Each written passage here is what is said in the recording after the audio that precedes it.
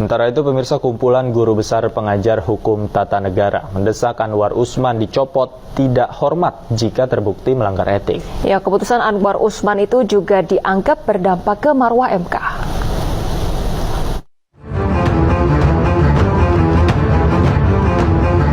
"16 guru besar dan pengajar hukum tata negara yang tergabung dalam Constitution and Administrative Law Society melaporkan Ketua Mahkamah Konstitusi Anwar Usman ke Majelis Kehormatan MK. Anwar Usman yang merupakan ipar Presiden Joko Widodo dianggap melakukan pelanggaran etik dan perilaku hakim saat mengabulkan sebagian gugatan syarat minimal Capres-Cawapres di 2024. Terkait dugaan pelanggaran itu, 16 guru besar dan pengajar hukum tata negara meminta Anwar Usman diberhentikan dengan tidak hormat dari Ketua Mahkamah Konstitusi apabila terbukti melanggar etik.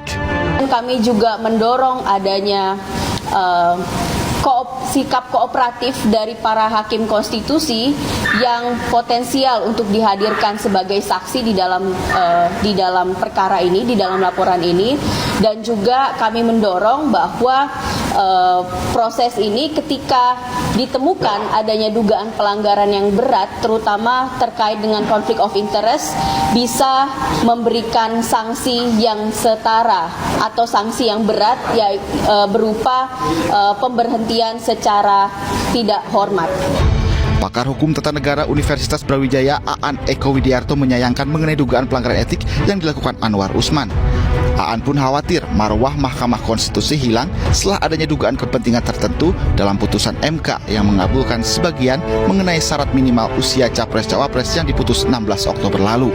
Jangan sampai marwah Mahkamah Konstitusi ini hilang hanya karena Mahkamah Konstitusi tidak dapat mengambil putusan sesuai dengan hukum acara yang baik. Sesuai dengan ketentuan hukum acara, suatu perkara yang sudah dicabut maka tidak bisa diajukan kembali. Diketahui Ketua Mahkamah Konstitusi Anwar Usman mengabulkan sebagian gugatan yang dilayangkan oleh seorang mahasiswa mengenai batas usia minimal Capres-Cawapres pada 16 Oktober lalu.